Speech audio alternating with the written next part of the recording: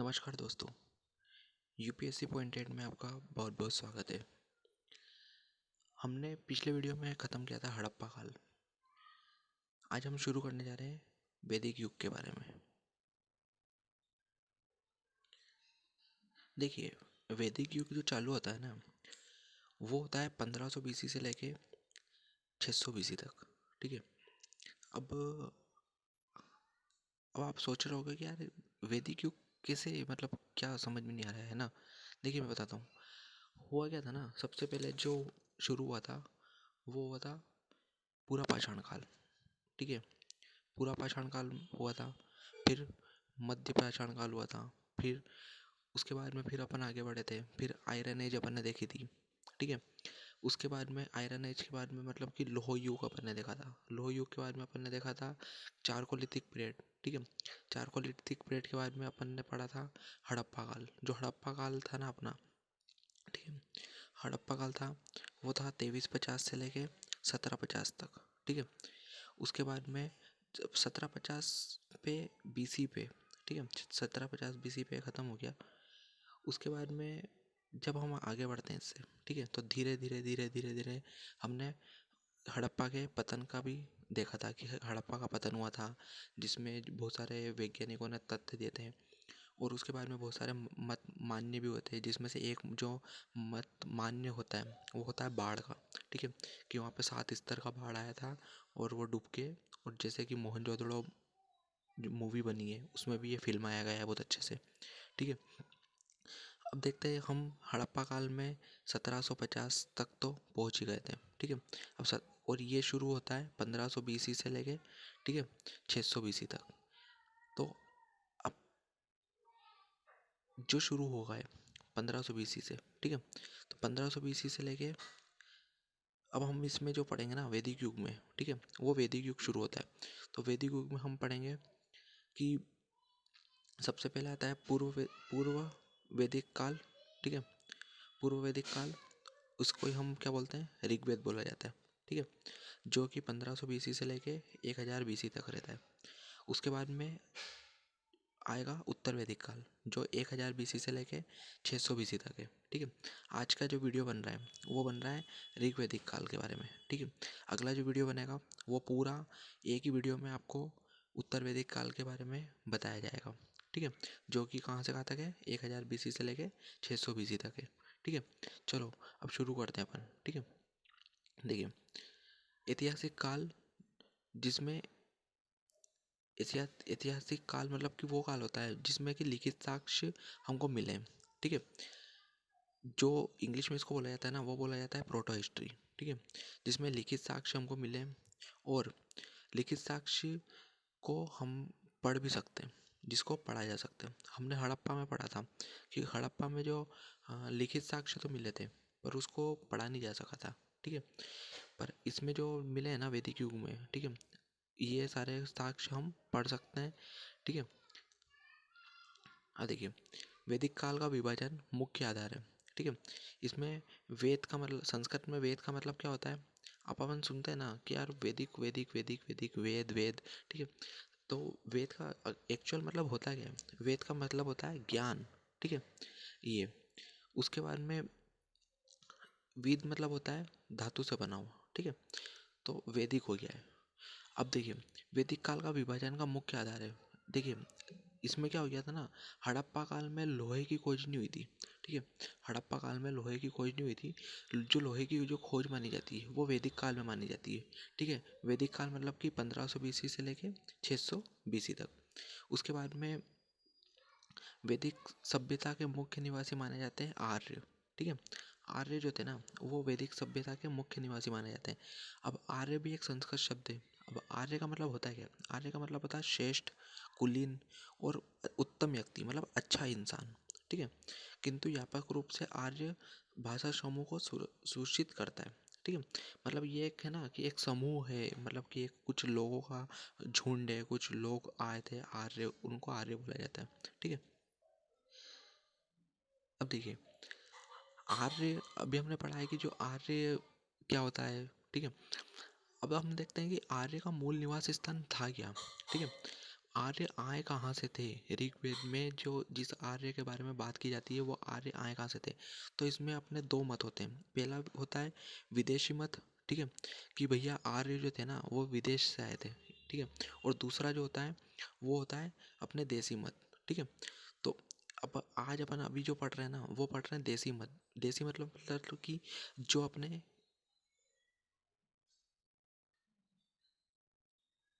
अब ये जो पढ़ रहे हैं ना अपन ये पढ़ रहे हैं देसी मत, ठीक है। तो पहला जो देसी मत है वो है बाल गंगाधर तिलक जी ने बोला था, ठीक है। बाल गंगाधर तिलक जी ने क्या बोला था कि जो आर्य थे वो आर्कटिक क्षेत्र से आए थे, ठीक है। आर्कटिक क्षेत्र मतलब क्या होता है? देखिए, ये अपनी होती गई धरती, ठीक है, ये अपनी हो गई अर्थ, ठीक है। और ये जो है ना ये है आर्कटिक क्षेत्र, ठीक है, ये ऊपर वाला। अपन ये इक्वेटर है अपनी, ठीक है, भूमध्य रेखा। और ये है आर मतलब कि बाल गंगाधर तिलक जी ने क्या बोला था कि जो आर्य हैं वो यहाँ से आए, ठीक है। उसके बाद में इन्होंने इसके ऊपर एक किताब भी लिखी थी जिसका नाम है the Arctic home of the Vedas, ठीक है। बहुत इंपॉर्टेंट बुक का नाम है, याद होना चाहिए, एग्जाम के हिसाब से बहुत इंपॉर्टेंट है। The Arctic home of the Vedas किसने लिखी थी? बाल गंगाधर तिलक जी ने, ठीक है। जो दूसरा जो मत है वो है दयानंद सरस्वती जी का, ठीक है। इन्होंने बोला था जो आर्य आए थे वो आए थे तिब्बत क्षेत्र से, ठीक है। उसके बाद में बोला था DS त्रिवेदी जी ने, इन्होंने बोला था कि ये देविका प्रदेश से आए थे जो कि अफगानिस्तान में पड़ता है, ठीक है। चौथा है डी कल्ला जी, ठीक है। डी कल्ला जी ने बोला था कि ये कश्मीर में से आए थे, ठीक है, हिमाचल प्रदेश के क्षेत्र से। उसके बाद में संपूर्णानंद अविनाश चंद्र दास, ठीक है, इन्होंने बोला था कि सप्त सिंधु प्रदेश से आए थे। कौन? आर्य, ठीक है। उसके बाद में लास्ट जो आते हैं वो आते हैं गंगानाथ झा। गंगानाथ झा ने बोला था ये गंगा जमुना द्वाब से आए थे, ठीक है। और या फिर महर्षि प्रदेश से ये बिलोंग करते थे या फिर आए थे। ये हमने देखे देसी मत। अब देखते हैं कुछ विदेशी मत, ठीक है, कि आर्य विदेशी मत के हिसाब से कहाँ से आए थे। तो पहले हैं सर विलियम जोन्स, ठीक है। इन्होंने बोला था कि जो आर्य आए थे वो यूरोप से आए थे, जर्मनी, हंगरी, ठीक है, रूस, वहाँ से आए थे। उसके बाद में इनका जो आधार था वो क्या था? इनका आधार इन्होंने, अब यार देखिए कि कोई इंसान कोई कुछ बोलता है ना तो कुछ ना कुछ तथ्य के हिसाब से बोलता है, ठीक है, ऐसे नहीं बोलते थे। तो उन्होंने ये बोला था कि जो आर्य आए थे वो आए थे यूरोप से, ठीक है। यूरोपीय एवं संस्कृत भाषा की समानता के आधार पर उन्होंने बोला था जो यूरोप की जो भाषा है, ठीक है, और जो संस्कृत भाषा है उसकी जो समानता है ना उसके आधार पर बोला था किसने? सर विलियम जोन्स ने, ठीक है। अब दूसरे जो थे, अब देखिए, अब कुछ ना कुछ तो संस्कृत में, अंग्रेजी में, ठीक है, कुछ ना कुछ समानता अपन ने पढ़ा कि, ठीक है। अब देखिए इसमें क्या समानता थी वो देखते हैं अपन। जो संस्कृत में, ठीक है, मात्र को, ठीक है, मातेर बोला जाता था, ठीक है। और इंग्लिश में उसको अपन क्या बोलते हैं? मदर। पितृ को संस्कृत में पितृ बोला जाता था, लैटिन भाषा में उसको चातेर बोला जाता था, और अंग्रेजी में उसको बोलते हैं अपन आज फादर, ठीक है। तो मतलब कुछ ना कुछ समानता थी, इसीलिए इन्होंने बोला था कि ये वहाँ से यूरोप से आए हैं, ठीक है। दूसरे जो थे वो थे मैक्स मूलर, ठीक है, जिन्होंने बोला था ये जो आर्य हैं ये आए हैं मध्य एशिया से, ठीक है, या फिर बैक्ट्रिया क्षेत्र से, ठीक है। और ये मैक्स मूलर कौन थे? ये थे जर्मन के विद्वान, ठीक है। इन्होंने किस आधार पे बोला? इन्होंने बोला ईरानी ग्रंथ के आधार पे। जो ईरानी जो ग्रंथ है, ईरानी ग्रंथ का जो नाम है वो है जिंद अवेस्ता, ठीक है। और एवं उसकी भाषा के समानता के आधार पे इन्होंने बोला था, ठीक है, क्योंकि वहाँ की जो भाषा है, ठीक है, और अपने यहाँ की जो भाषा है वो सेम थी, तो उस हिसाब से इन्होंने बोला था। पर इनका कुछ आलोचना भी होता है कि जो ऋग्वेद में जो मध्य एशिया का उल्लेख ही नहीं है, ठीक है। अब इन्होंने मैक्स मूलर जी ने बोला था कि जो आर्य थे वो मध्य एशिया से आए थे, पर ऋग्वेद में मध्य एशिया का उल्लेख ही नहीं है, ठीक है। तो अब देखते हैं क्या होता है। अब देखिए पश्चिम एशिया, ठीक है, कुछ लोग बोलते हैं कि ये पश्चिम एशिया से आए थे, ठीक है। तो भारतीय भाषा परिवार, ठीक है, जो भारतीय प्लस यूरोपीय से मिलके बनी होती है, ठीक है। भारतीय भाषा परिवार क्या होती है? जो भारतीय और यूरोपीय से मिलके बनी होती है, जिसको ग्रीक, लैटिन और संस्कृत शब्द में बोला जाता था, ठीक है। प्राचीनतम साक्ष्य के आधार पे क्या बोला जाता था? भारतीय भाषा परिवार। ठीक है, इसमें अपन देखते हैं आगे। इसमें पहले जो तथ्य मान्य है वो क्या है कि जो 2200 BC की बात है, ठीक है, जो भारतीय भाषा थी वो कौन सी थी, प्राचीनतम साक्ष्य मिले हैं कहाँ से, इराक से। उसके बाद में 1600 BC में कस्सी, ठीक है, और 1400 BC में मितन्नी। ठीक है, कस्सी कहाँ पे है, इराक में, मितन्नी कहाँ पे है, सीरिया में। ठीक है, और यहाँ से क्या आए थे, इनका मानना है कि यहाँ से आर्य आए थे। ठीक है, इसका शब्द का उल्लेख, आर्य शब्द का उल्लेख मिलता है कहाँ पे, इराक के कस्सी में और सीरिया के मितन्नी में। तीसरा जो फैक्ट है वो देखते हैं अपन। 1400 BC में अपन को एक मिला था, ठीक है, 1400 BC साल पूरा नाम क्या मिला था, एक बोगच फोई अभिलेख मिला था। ठीक है, जिसमें देवी देवताओं के नामों की चर्चा की गई है। ठीक है, अब देखिए, देवी देवता के नाम की चर्चा की गई है, तो इसमें क्या था, एक तो इंद्र के अपन ने देखा है, जो इंद्र भगवान होते हैं। ठीक है, वरुण देवता, ठीक है, मित्र और नासत्य। ठीक है, इसमें जो अग्नि को, अग्नि मतलब जो अग्नि देवता जो अपन बोलते हैं आज, ठीक है, अग्नि देवता को उन्होंने क्या बोला था, नासत्य बोला था। ठीक है, और चिकित्सा संबंधी देवता जो डॉक्टर होते हैं ना अपने, ठीक है, चिकित्सा संबंधी देवता को उन्होंने क्या बोला था, अश्विन बोला था। मतलब अपन इसको याद रख सकते हैं, किसे याद रख सकते हैं कि डॉक्टर अश्विन। ठीक है। उसके बाद में अब अपन क्या निष्कर्ष निकाले, ठीक है, ये सब तो हो गया। अपन अब निष्कर्ष क्या निकाले कि आर्य कहाँ से आए थे। ठीक है, तो आर्य या तो मध्य एशिया से आए थे, ठीक है, या फिर पश्चिम एशिया से आए थे। तो जो हालांकि जो मत प्राप्त है ना, वो मध्य एशिया का प्राप्त है। ठीक है, और इस पे अभी भी विवाद स्पर्श है। ठीक है, मतलब अभी तक अंदाजा लगा नहीं सकते अपन कि या तो वो मध्य एशिया से आए होंगे या फिर वो पश्चिम एशिया से आए होंगे। ठीक है, चलो ठीक है, अब अपन शुरू करते हैं कि अभी अपन ने पढ़ा कि आर्य कहाँ से आए थे। ठीक है, हमने देखा कि आर्य पश्चिम से आए थे, पूरब से आए थे, ये सारी चीज़ें देखी। अब हम देखते हैं कि ऋग्वेद के बारे में हम पढ़ते हैं। ठीक है, ऋग्वेद क्या होता है, कैसा क्या है, इसके सब कुछ है ना। चलो आइए देखते हैं कौन कौन से वेद होते हैं। ठीक है, अब अपन सब पढ़ेंगे इसमें आगे। अब ऋग्वेद जो, ठीक है, ऋग्वेद साहित्य, ठीक है, जिसमें श्रुति होती है। ठीक है, जिसमें देवीय उत्पत्ति बताया जाता है ऋग्वेद में। और जो उत्तर वैदिक साहित्य है, ठीक है, इसमें स्मृति होती है। ठीक है, इसमें भक्ति भाव और ये सारी चीज़ें बताई गई है। ठीक है, अब देखिए क्या होता है, मैंने सारी चीज़ें यहाँ पे इकट्ठी एक बार में लिख दी है। ठीक है, अब देखिए संहिता वेद, कौन कौन से प्रकार के वेद होते हैं। सबसे पहला ऋग्वेद, यजुर्वेद, सामवेद, अथर्ववेद। ठीक है, इसमें अपन पढ़ेंगे ब्राह्मण। ठीक है, कौन कौन से ब्राह्मण होते हैं, तो ब्राह्मण अपन पढ़ेंगे, आर्याड़क पढ़ेंगे और उपनिषद के बारे में पढ़ेंगे। ठीक है, तो उसके बाद में फिर इसमें अभी ऋग्वेद में अपन इतना पढ़ेंगे। ठीक है, उसके बाद जब अपन उत्तर वैदिक काल जब अपन उत्तर वैदिक काल जब अपन पढ़ेंगे ना, उसमें अपन पढ़ेंगे वेदांग के बारे में। ठीक है, कि भैया 6 वेदांग होते थे, 4 उपवेद होते थे। ठीक है, अपन ने वेद तो यहाँ पे पढ़ लिए, ऋग्वेद वगैरह। ठीक है, अब उपवेद अपन यहाँ पे इधर उत्तर वैदिक काल में पढ़ेंगे, कौन कौन से उपवेद होते हैं। ठीक है, तो आयुर, शिल्प, गंधर्व, धनुर्वेद। ठीक है, तो अब देखिए आयुर जो होता है वो औषधि से संबंधित होता है, शिल्प जो होता है वो मूर्ति होता है। ठीक है, गंधर्व जो होता है संगीत होता है, और धनुर्वेद जो होता है युद्ध से संबंधित होता है।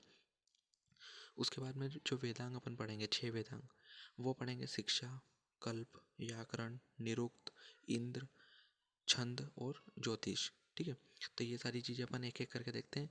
अब अपन शुरुआत करते हैं क्या, ऋग्वेद, यजुर्वेद, सामवेद, अथर्ववेद। ठीक है, जो वेद संगीता है वो, और साथ में अपन आज पढ़ेंगे ब्राह्मण, जो कि ब्राह्मण में जो कर्म कांडवाद था, ठीक है, वो देखेंगे। आर्यायक देखेंगे अपन, जो रहस्यवाद थे।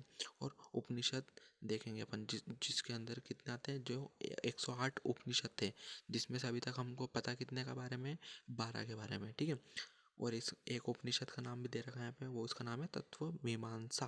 ठीक है, चलो आज एक बहुत इंटरेस्टिंग फैक्ट बताता हूँ मैं आपको। ठीक है, अपन बोलते हैं ना, ओ माय गॉड भगवान तूने क्या कर दिया, ऐसा क्यों हो गया मेरे साथ, हे भगवान, हे राम, ऐसा सब कुछ। ठीक है, आज देखते हैं गॉड का मतलब होता है क्या है, GOD।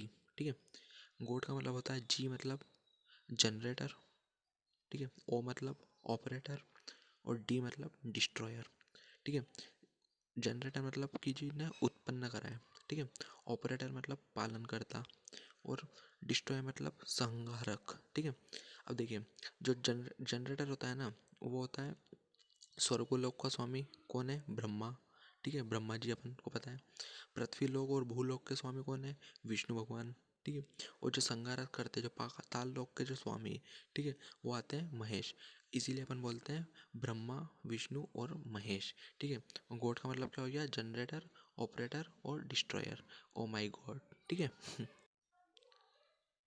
देखिए, अब पढ़ते हैं अपन वैदिक साहित्य, श्रुति साहित्य और नित्य के बारे में, ठीक है। मतलब कि ऋग्वेद, यजुर्वेद, सामवेद और अथर्ववेद, ठीक है।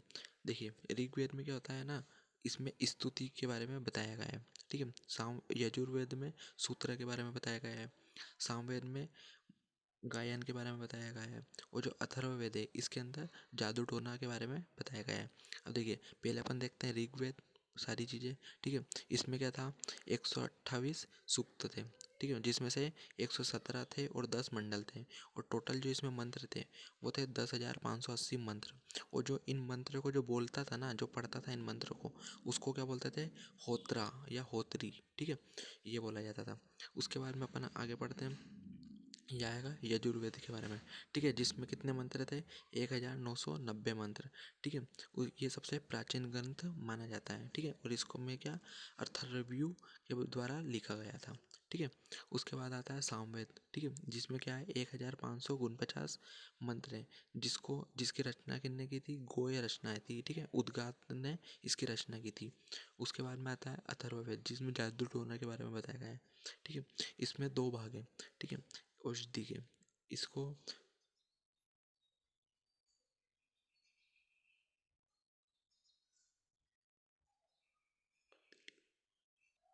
देखिए, ऋग्वेद, यजुर्वेद और सामवेद, ठीक है।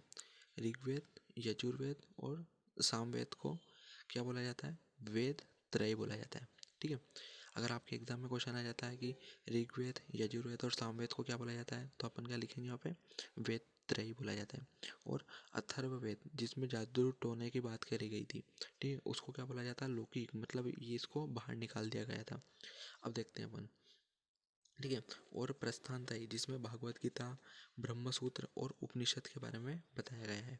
अब वेद, वेद होते क्या हैं, ठीक है, जिसको जो संकलन करता है, जिसने लिखे थे, ठीक है, जिसने पूरा कन्वर्ट करे थे वेद को, वो कौन थे? महर्षि कृष्ण द्वैपायन, ठीक है। महर्षि कृष्ण द्वैपायन ने वेद के संकलन करता है, ठीक है।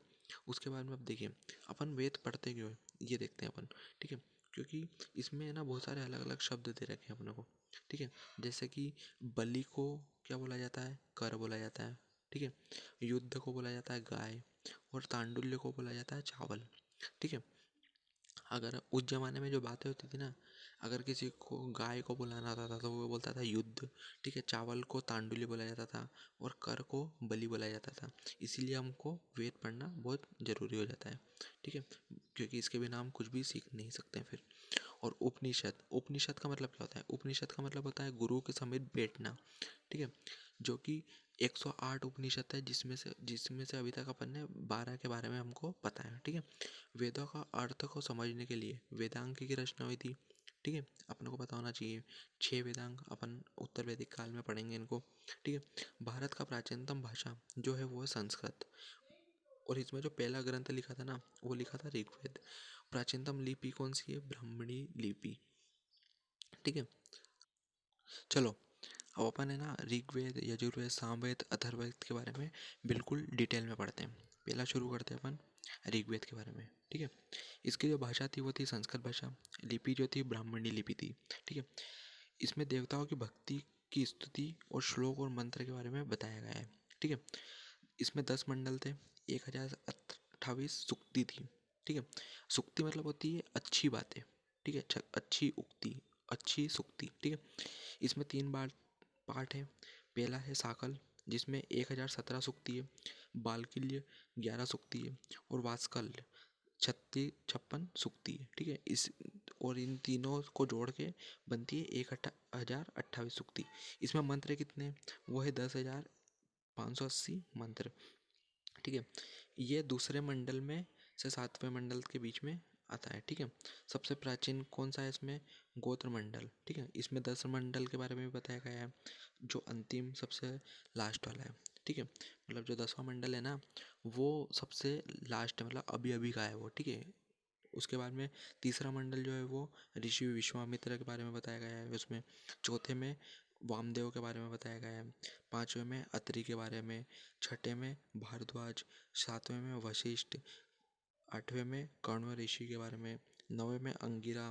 और 10वें में पूर्व शुक्ति के बारे में बताया गया है। ठीक है, अब देखते हैं अपन जो ऋग्वेद में कौन कौन से ब्राह्मण थे, कौन कौन से आर्याड़क थे, और कौन कौन से उपनिषद के। ठीक है, अब देखते हैं अपन।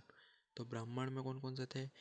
कर्मकांड के कर्मवाद की चर्चा हुई थी इसमें। ठीक है, तो इसमें थे ऐत्रेय और कौशिकी। ठीक है, ऐत्रेय ब्राह्मण आर्याड़क। ठीक है, जिसमें रहस्यवाद के बारे में बताया गया है। ठीक है, जिसमें भी दो होते हैं, एक होता है ऐत्रेय और दूसरा होता है कौशिकी। ठीक है, उपनिषद मतलब कि जो गुरु के समीप बैठ के जो अपन ज्ञान प्राप्त करते हैं ना, जो पुराने ज़माने में जो क्या होता था, गुरु जी एक पेड़ के नीचे बैठते थे और उनके पास में लोगों बच्चे बैठते थे। ठीक है, तो वो उपनिषद। ठीक है, जिसमें से वेदांग 108 वेदांग में से अपने को 12 के बारे में पता चला है। ठीक है, इसमें कौन कौन से हैं? ऐत्रेय और कौशिकी। ठीक है, अब अपन पढ़ते हैं क्या। देखिए, इसको याद कैसे रखेंगे? ऐत्रेय कौशिकी, ऐत्रेय कौशिकी और ऐत्रेय कौशिकी, तीन ही में क्या? ब्राह्मण, आर्याड़क और उपनिषद। ठीक है, काय में? ऋग्वेद में। ठीक है, अब अपन पढ़ते हैं अगला टॉपिक ऋग्वेद के बारे में। कौन? चलो, अगला जो पढ़ते हैं ना, वो पढ़ते हैं अपन सामवेद के बारे में। ठीक है, सामवेद में क्या बताया गया है? गायन के बारे में बताया गया है। ठीक है, गायन के बारे में बताया गया है, जिसमें संगीत का ग्रंथ है। संगीत के स्वाद स्वर के बारे में बताया गया है। संगीत का स्वाद स्वर अपन को पता है ना, सा, रे, ग, म, प, ध, नि। ठीक है, फिर से बोलता हूँ, सा रे ग म प ध नि सा। ठीक है, सा रे ग म प ध नि सा। ये जो सा रे ग म प ध नि सा है ना, ये कहाँ से आए हैं? वो आए हैं सामवेद से। ठीक है, उसके बाद में जो इसमें ब्राह्मण, आर्याड़क और उपनिषद के बारे में अपन देखेंगे। तो इसमें जो ब्राह्मण थे, ठीक है, वो कौन सा था? तांड्य और जैमिनीय। ठीक है, जो आर्याड़क थे वो छांदोग्य, जैमिनीय, और जो उपनिषद थे वो भी कौन से थे? छांदोग्य, जैमिनीय। तो हम इसको याद कैसे करेंगे? तज, छज, छज। ठीक है, तांड्य जैमिनीय, छांदोग्य जैमिनीय और छांदोग्य जैमिनीय। अपन जो अब पढ़ते हैं अगला टॉपिक अपना यजुर्वेद के बारे में। यजुर्वेद में देखते हैं, इसको दो भागों में बांटा गया है, शुक्ल यजुर्वेद और कृष्ण यजुर्वेद। ठीक है, इसमें ब्राह्मण, उसके बाद में क्या पढ़ना है? आर्याड़क और उपनिषद। ठीक है, तो इसमें देखते हैं इसमें कौन सा ब्राह्मण है। इसमें शतपथ ब्राह्मण और तैतरीय ब्राह्मण। ठीक है, ये उसके बाद में इसमें भी आर्याड़क कौन सा है? शतपथ और तैतरीय। ठीक है, उसमें उपनिषद कौन सा है? इसमें तैतरीय और ब्रह्मण ब्रह्मणार्यक। ठीक है, श्वेताश्वर, ये सारी चीज़ें इसमें दी गई है। उसके बाद में अपन आगे बढ़ते हैं, लास्ट पढ़ते हैं अपन अथर्ववेद के बारे में। अथर्ववेद के बारे में जो लिखा गया है वो क्या है? जादू टोने के बारे में इसमें बताया गया है। ठीक है, यज्ञ में आने वाली बाधाओं का निराकरण इसमें बताया गया है, कि अगर अपन यज्ञ में कौन कौन सी दिक्कत आती है, उसको अपन कैसे दूर कर सकते हैं, ये सारी चीज़ें इसमें बताई गई है कहीं में अथर्ववेद के बारे में, क्योंकि इसमें जादू टोने के बारे में भी बताया जाता है। ठीक है, उसके बाद में औषधि का वर्णन इसमें गया है, कि कौन सी दवाई, कौन सी जो पत्ती होती है, या कौन सा पौधा अपने को फ़ायदा करता है, कौन सा पौधा जहरीला होता है। ठीक है, ये सारी चीज़ें इसमें बताई गई है। उसके बाद में जो भगवान श्री राम का अपन ने सबने नाम सुना है ना, और सुना ही है, क्यों नहीं सुना है, बिल्कुल सुना है। भगवान श्री राम की जो अयोध्या थी, उसके बारे में इसमें बताया गया है। ठीक है, अंग के बारे में बताया गया है, मगध साम्राज्य जो था बहुत बड़ा, वो उसके बारे में सारी चीज़ें इसके में लिखी है और बताई गई है। सभा और समिति के बारे में बताया गया है। अपन ने पढ़ा था ना कि सभा और समिति बनती थी, विदत, गढ़, ये सारी चीज़ें। ठीक है, और प्रजापति की दो पुत्रियों के बारे में भी इसमें बताया गया है। अब देखिए, इसमें जो ब्राह्मण था वो कौन सा था? गोपद ब्राह्मण। ठीक है, इसमें जो आर्याड़क था ये एक भी नहीं था। ठीक है, और उपनिषद जो थे वो कौन सा था? मुंडको उपनिषद, जिस जो यहाँ पे सत्यमेव जयते से अपन ने इसकी टैगलाइन ली है। ठीक है, अब देखिए, जो सबसे छोटा उपनिषद होता है ना, वो होता है मांडुक्य। ठीक है, जो सबसे पुराना उपनिषद है ना, वो है छांदोग्य। समझ में आ रहा है? जो सबसे पुराना उपनिषद है वो है छांदोग्य, और जो सबसे छोटा उपनिषद है वो है मांडुक्य। ठीक है, अब अपन आगे बढ़ते हैं। ये चार ही खत्म हो गए, ऋग्वेद, यजुर्वेद, सामवेद, अथर्ववेद। ठीक है, अब अपन पढ़ते हैं जवालो उपनिषद के बारे में। ठीक है, पर्टिकुलर एक टॉपिक है। जवालो उपनिषद के में जो बताया गया है ना, वो इंसान के बारे में बताया गया है। इंसान की जो उम्र होती है वो 100 साल यहाँ पे मानी गई है। ठीक है, उस 100 साल को 4 वर्ष में विभाजित किया गया है। ठीक है, 25-25 साल एक एक बार में बताया गया है। ठीक है, देखिए, 0 से लेके 25 साल तक जो इंसान होता है ना, उसको ब्रह्मचार्य का पालन करना चाहिए। ठीक है, मतलब आराम से पढ़ाई लिखाई करना चाहिए। ठीक है, शिक्षा ग्रहण करनी चाहिए। उसके बाद में 25 से लेके 50 साल की उम्र में शादी ब्याह होनी चाहिए। 25 साल की उम्र में शादी करना चाहिए। ठीक है, और 50 साल तक की उम्र तक गृहस्थ जीवन में रहना चाहिए। फिर 50 साल से लेके 75 वर्ष में वानप्रस्थ करना चाहिए। वानप्रस्थ मतलब होता है कि उस जमाने में लोग जंगल में जाते थे। ठीक है, पेड़ पौधे देखते थे, मतलब मेडिसिन वगैरह ये देखते थे कि कौन सी पत्ती जहरीली है, कौन सी पत्ती खाने से कौन सा रोग दूर होता है। ठीक है, और तपस्या करते थे। उसके बाद में फिर मतलब वो नॉलेज इकट्ठा करते थे, और फिर सब जब उनको 50 से 75 साल की उम्र में जब उनको पूरा ज्ञान प्राप्त होता था उस पर्टिकुलर इलाके के बारे में, उसके बाद में 75 से लेके जब तक वो जीते थे, यहाँ पे 100 वर्ष लिखा है, जब तक भी वो जीते थे। ठीक है, फिर वो संन्यास धारण करते थे, लोगों के बीच में आते थे, लोगों को सब कुछ बताते थे। ठीक है, ये सारी चीज़ें कहाँ में बताई गई है? जवालो उपनिषद में। ठीक है, 0 से लेके 25 साल ब्रह्मचर्य। ठीक है, उसके बाद में 25 से लेके 50 साल गृहस्थ, 50 से लेके 75 वर्ष वानप्रस्थ, और 75 से लेके 100 वर्ष संन्यास जीवन। ठीक है, अब देखिए, ऋग्वेद, ऋग्वेद में 10वां मंडल है जिसमें पुरुष सूक्ति के बारे में बताया गया है। ठीक है, ब्रह्मा इसमें जो है, देखिए अपन ने 4 बातें हमेशा सुनी है, ब्राह्मण, क्षत्रिय, वैश्य और शूद्र। ठीक है, ऋग्वेद में भी इसका उल्लेख मिलता है। ठीक है, जो ब्राह्मण है वो ब्रह्मा के मुख से निकले हैं। ठीक है, उसके बाद में जो क्षत्रिय है वो उनकी भुजा से निकले हैं। उसके बाद में जो वैश्य है वो जांग से निकले हैं। वो जो पैर के नाखून से जो निकले वो शूद्र निकले, और आने वाले समय में यही शूद्र की स्थिति बहुत ख़राब हो जाएगी। ठीक है, बाद में फिर बी आर अम्बेडकर जी और बहुत सारे महात्मा गांधी जी वगैरह बड़े बड़े जो नेता थे, इनको फिर एक लेवल में लेके आएंगे। ठीक है, उसके पहले सबसे पहले देखिए, अब ये पढ़ते हैं अपन कि सबसे पहली जो जाति कर्म आधारित थी। ठीक है, मतलब कर्म के हिसाब से ही जाति निर्धारित हो जाती थी। ठीक है, जैसे कि कैसे कि एक वेद का ज्ञान जिसको होता था उसको वेदी बोलते थे अपन। ठीक है, 2 वेद का ज्ञान जिसको होता था उसको द्विवेदी बोलते थे। ठीक है, 3 वेद का जिसको ज्ञान होता था उसको त्रिवेदी बोलते थे, और चतुर्वेदी जिसको 4 वेद का ज्ञान होता था। ठीक है, अपन सोचते हैं ना कि वो त्रिवेदी है, वो द्विवेदी है, वो चतुर्वेदी है। ठीक है, तो वो ऐसे पता चलता है। देखिए, अब अपन पढ़ते हैं वैदिक जन जीवन के बारे में। ठीक है, जो ऋग्वेद में लोग उन कैसे रहते थे। ठीक है, पूर्व वैदिक काल में लोगों का रहना कैसा था। ठीक है, पूर्व वैदिक काल क्या मतलब कि ऋग्वेद। ठीक है, और इसके बाद हम क्या पढ़ने वाले हैं फिर उत्तर वैदिक काल। जो ऋग्वेद आता है ये कहाँ से आता है? 1500 से लेके 1000 BC तक, और जो उत्तर वैदिक काल आएगा वो 1000 BC से लेके 600 BC तक आएगा। ठीक है, अब देखिए, इसमें क्या क्या होता था ना कि जो लोग रहते थे यहाँ पे कबीले और जन होते थे। ठीक है, उसके बाद में देखिए, यहाँ से अपन शुरुआत करते हैं। कहाँ से शुरुआत करते हैं अपन? घर से। ठीक है, तो कबीले और जन जिसको राजा बोला जाता था। ठीक है, विश विश होता था एक जिसको विशपति बोलते थे। ग्राम होता था जिसको ग्रामीण बोलते थे। कुल होता था, ठीक है, उस कुल का पति। ठीक है, ग्रह मतलब गृहपति। ठीक है, और परिवार का जो मुख्य होता था वो पितृसत्तात्मक था, मतलब कि वहाँ पे महिलाओं का इतना ज़्यादा रोल नहीं था, मतलब था, अच्छी स्थिति थी महिलाओं की, पर इतनी खास नहीं थी। ठीक है, और जो उत्तर वैदिक काल में महिलाओं की स्थिति और ज़्यादा खराब होती जाएगी धीरे धीरे। उसके बाद में फिर जो राजा होता था वो उसका भी राज्याभिषेक होता था। ठीक है, उसको राजा को कौन कौन चुनते थे? ठीक है, राजा को जो चुनते थे वो चुनते थे ग्रामीण जो लोग वहाँ पे होते थे, कुलपति। ठीक है, विशपति, रथकार। ठीक है, जो रथ बनाते थे, कर्मकार। ठीक है, ये सारे जो होते थे लोगों, ये सब किसको चुनते थे? राजा को चुनते थे। ठीक है, राजा का जो वंशानुगत था, ठीक है। पद, राजा का पद समिति संदर्भों में वंशानुगत था, ठीक है। मतलब कि जो राजा का बेटा ही राजा होगा, ठीक है, वो ये वाली बातें थी। उसके बाद में जो जो लोग थे, जैसे कि ग्रामीण, कुलपति, विषपति, रथकार, कर्मकार आदि, जो इन लोगों को क्या बोला जाता था उस जमाने में, रत्नीन बोला जाता था, ठीक है, रत्नीन। अब और रत्नीन क्या होता था, प्रमुख अधिकारियों का समूह होता था, ठीक है। अब देखिए,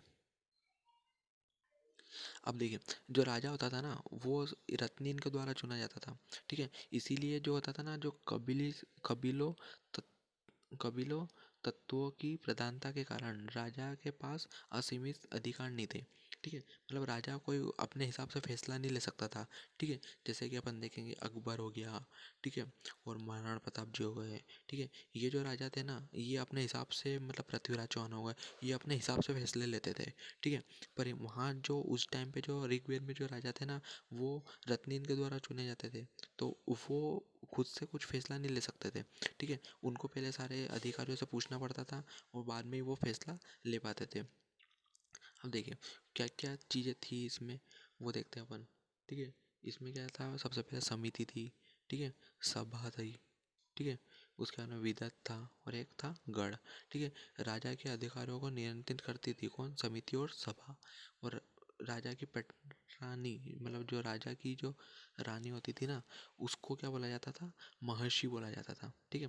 और ये जो रानी होती थी, ये भी राजा के प्रशासनिक कार्यों में सहायता करती थी और सलाह सलाह देती थी। मतलब कि इससे अपन को क्या पता चलता है कि जो महिलाओं की जो स्थिति थी वो बहुत अच्छी थी वहाँ पे, ठीक है। अब हम जो आगे पढ़ने वाले हैं वो क्या पढ़ने वाले हैं, एक समिति, सभा, विदत और गढ़ के बारे में हम यहाँ पे पढ़ेंगे, ठीक है। एक एक करके सब चीज़ें देखते हैं अपन कि क्या होती है समिति, क्या होती है सभा, क्या होती है विदत और क्या होता है गढ़, ठीक है। पहला देखते हैं, पहला है समिति। इसको जो अध्यक्ष होता था उसको बोला जाता था ईशान, ठीक है। ये आज के जो प्रेजेंट में लोकसभा राज्यसभा है ना, उसमें लोकसभा के जैसा यह होता था, ठीक है। राजा का चुनाव इसी के द्वारा किया जाता था, ठीक है। और यह कबीले की आम सभा होती थी, ठीक है। और ऋग्वेद में इसका 9 बार उल्लेख मिलता है, ठीक है। अब देखते हैं अपन सभा के बारे में। सभा जो होती थी राज्यसभा होती थी। राज्य आज के जो प्रेजेंट टाइम में जो वर्तमान स्थिति में जो राज्यसभा है ना, जिसमें जो मेन मेन जो लीडर होते हैं उनको जो अपन चुन के भेजते हैं, ठीक है, जो महान महान लोग होते हैं उस हिसाब से, तो उन लोगों को राज्यसभा में होता था, ठीक है। ऋग्वेद में जो सभा का उल्लेख मिलता है वो 8 बार मिलता है। इसमें महिला भी हिस्सा लेती थी, ठीक है। और महिलाओं को इसमें क्या बोला जाता था, सभापति भी बोला जाता था, ठीक है। उसके बाद में वृद्धों और कुलीन की संख्या यहाँ पे ज़्यादा होती थी। मतलब जो बूढ़े हो जाते थे या फिर जिसको अनुभव हो ज़्यादा जाता था उनको काम में रखा जाता था सभा में, ठीक है।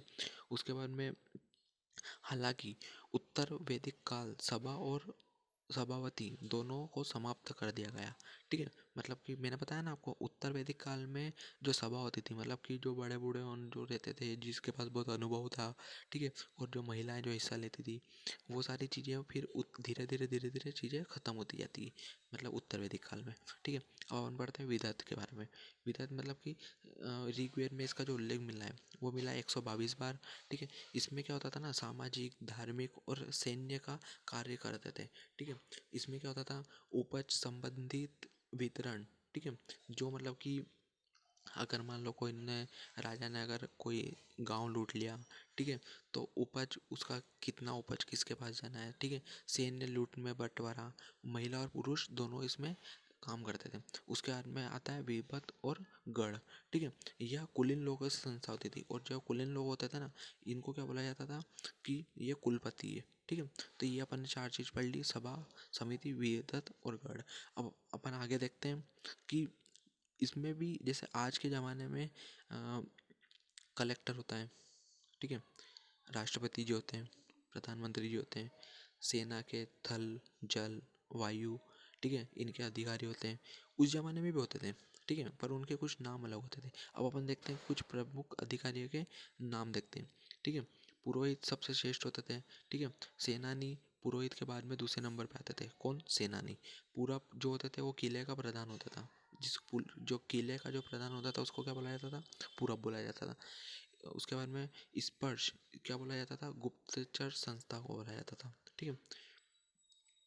उसके बाद में अपन देखते हैं सैन्य व्यवस्था। ठीक है, सैन्य व्यवस्था क्या थी? ऋग्वैदिक काल में स्थायी सेना नहीं थी। ठीक है, युद्धों के समय ही सेना का गठन किया जाता था। ठीक है,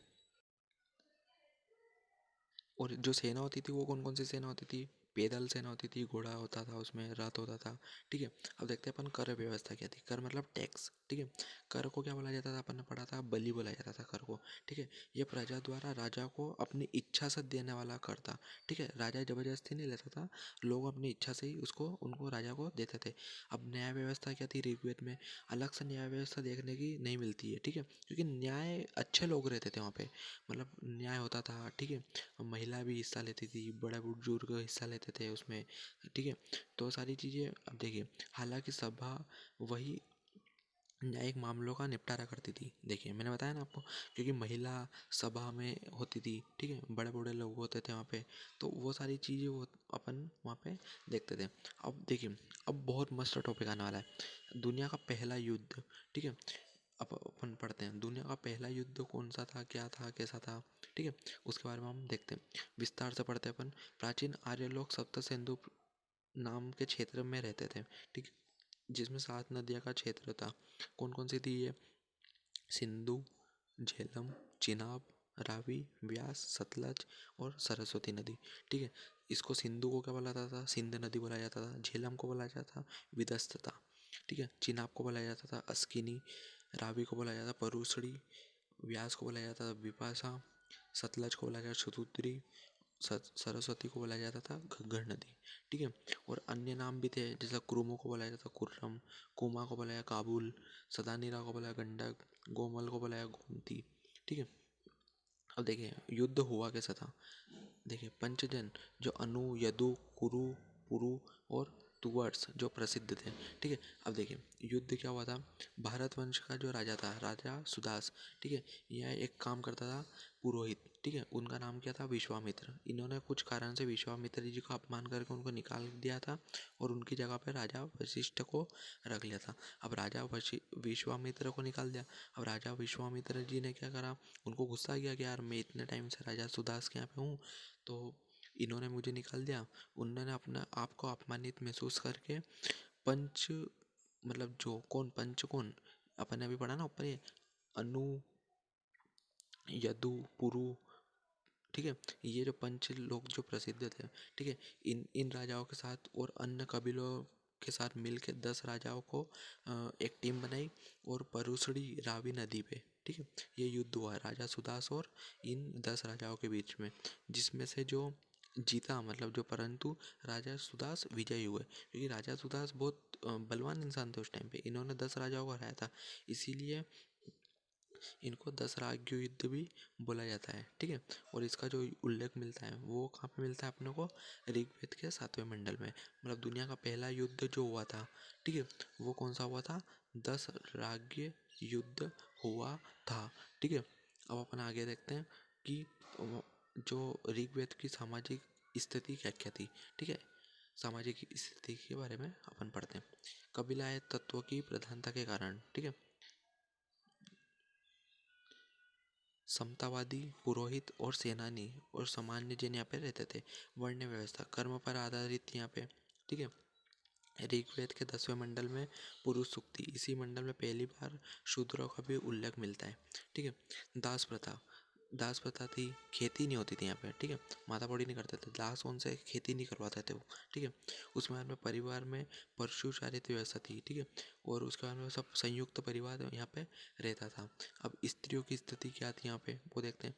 तो उपनयन संस्कार होता था और शिक्षा का अधिकार भी था, मतलब स्त्रियाँ यहाँ पे पढ़ सकती थी, मतलब उनकी जो कंडीशन थी वो बहुत अच्छी थी। ठीक है, और स्त्रियाँ जो होती थी वो सभा और विदत में हिस्सा भी लेती थी। ठीक है, उसके बाद में कुछ स्त्रियों के नाम दे रखे हैं पे, जैसे अपाल्य, घोषा, सिक्ति, लोपुनिया, ठीक है, तिवावती आदि। उत्तर वैदिक काल की जो स्त्रियाँ वो कौन सी है? गार्गी, मैत्रेय, सुबला, कात्यायनी आदि।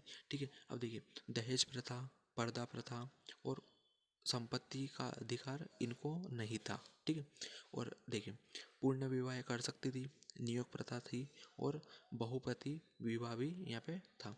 अब आभूषण, आभूषण में क्या था कि जो आभूषण होते थे ना वो होते थे निष्क और अयस्क के। ठीक है, स्वर्ण का ढेर बोला जाता था निष्क को, रुक्म को बोला जाता था गले का हार, और जो कांसा होता था, कांसा या तांबे का जो उपयोग करते थे उसको बोला जाता था अयस। चांदी और लोहे का उपयोग नहीं मिलता था यहाँ पे, ठीक है। भोजन जो लोग करते थे वहाँ पे वो करते थे शाकाहारी और मांसाहारी, किंतु भोजन में गाय से संबंधित चीज़ों का महत्व बहुत ज़्यादा बताया गया है, जैसे कि दूध, दही, मक्खन आदि, ठीक है। गाय को अगन्या बोला जाता था। अगन्या मतलब होता है, आज भी हम अगन्या मतलब होता है न मारने योग्य, ठीक है। आज भी हम गाय की बहुत पूजा करते हैं, इसीलिए करते हैं, ठीक है। उसके बाद में पर जो ऋग्वेद में जो है ना, वो हमको चावल, मछली और नमक के बारे में कुछ भी पता नहीं है, ठीक है। उस टाइम पे शायद चावल, मछली और नमक नहीं हुआ करते थे। उसके बाद में सुरापेय, ठीक है, सुरापेय की निंदा की गई है। सोमपान ऋग्वेद में हिमालय पर्वत के मनवन चोटी में इसका उल्लेख मिलता है, ठीक है। सोम नामक वनस्पति थी ये, और सोमरस यहाँ से लिया जाता था, ठीक है। उसके बाद में मनोरंजन के लिए लोग क्या करते थे, पासा खेलते थे, ठीक है, नाचते थे। उसके बाद में संगीत, घोड़दौड़, रथ दौड़, ठीक है। और देखिए,